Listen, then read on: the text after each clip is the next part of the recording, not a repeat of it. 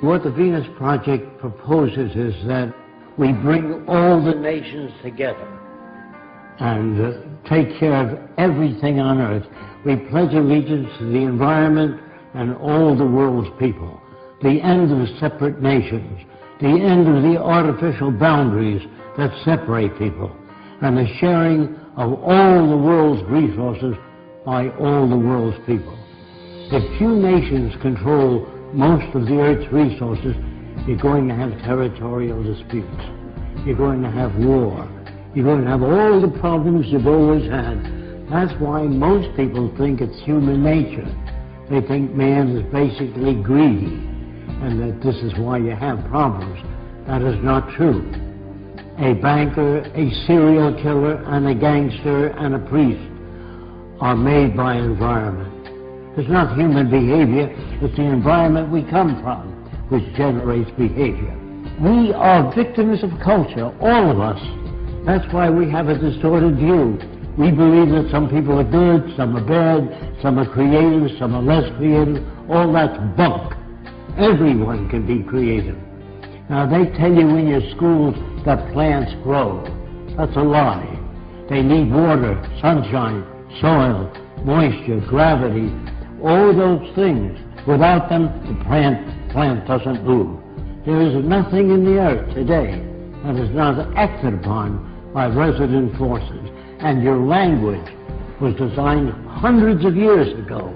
That's why we can't talk to each other. We talk at one another, not to one another. A lawyer is a guy that takes language, twists it around to any way he wants to. If he's skilled at it, he can knock you out, put you in jail. A lawyer would be considered a criminal in the future. So would all bankers, and all businessmen, and all politicians. Don't forget, you're brought up to believe that King Solomon was a great guy. He had 1,000 wives. He'd be arrested today as a bigamist. So all the things that you're taught, they teach you to fit in with this culture.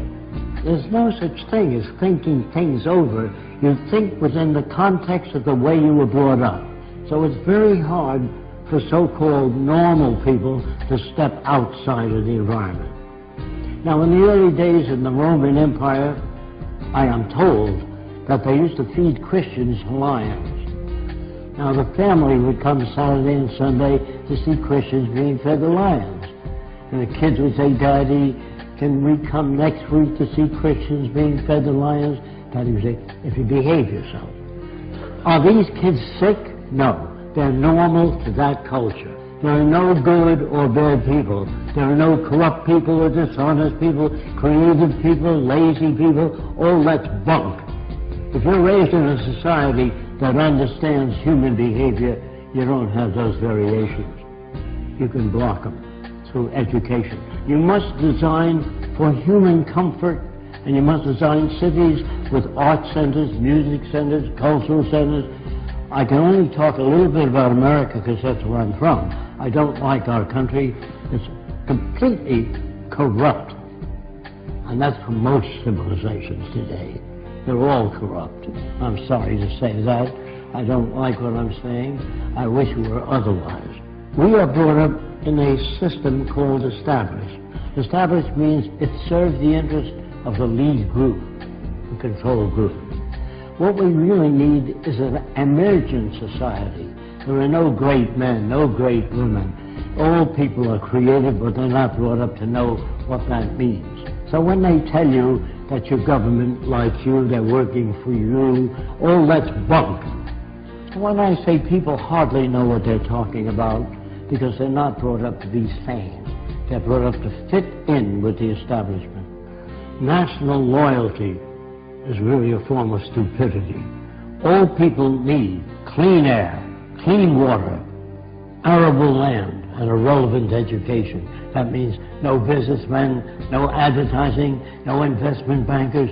I used to work for Ernst Ude, and I said, how did you shoot down 70 airplanes? And he said to me, I would fly above aerial combat and watch the rookies that couldn't handle the planes well and knock them off. Now, what kind of a person is that? He's a war hero, great man. They're bums and stupid people brought up by an arrogant society that doesn't give a shit about anyone else but the established institutions. Man, this includes me, cannot think or reason. When your car veers to the right, you don't kick it and beat it up. Either your tire pressure's uneven or something's wrong with the steering column. You try to understand. When children beat up other people and hurt other people like a bully, that's part of their conditioning, their associative memory, the system they live under, which doesn't correct that. Schools do not teach you much, are mostly concerned with propaganda. Most schools don't teach you how to live, find meaning in your own life, how to disagree without getting angry. What is really needed is the intelligent management of the Earth's resources for the benefit of everyone. Now, the only way you can do that is through technology. Everything that you have, your lights, your air conditioning, your automobile, your airplanes, all technology. Politicians can't give you that. Politicians don't know what to do. They make laws. Say no to drugs.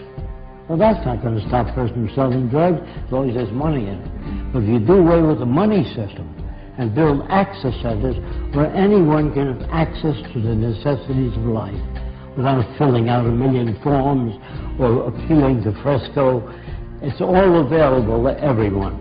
Go to your big department stores or your food stores, you'll see lots of stuff. We are now capable of producing an abundance. People say to me, I know two people from the same environment. One turned out to be a priest, the other a gangster.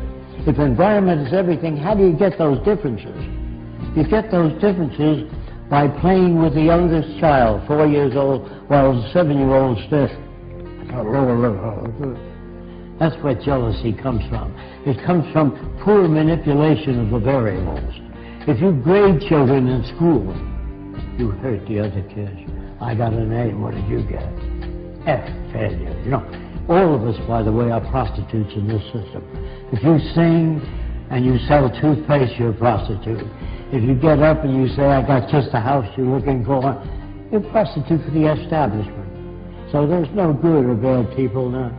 We're perfect reflections of the culture we live in. Again, I'm sorry about that.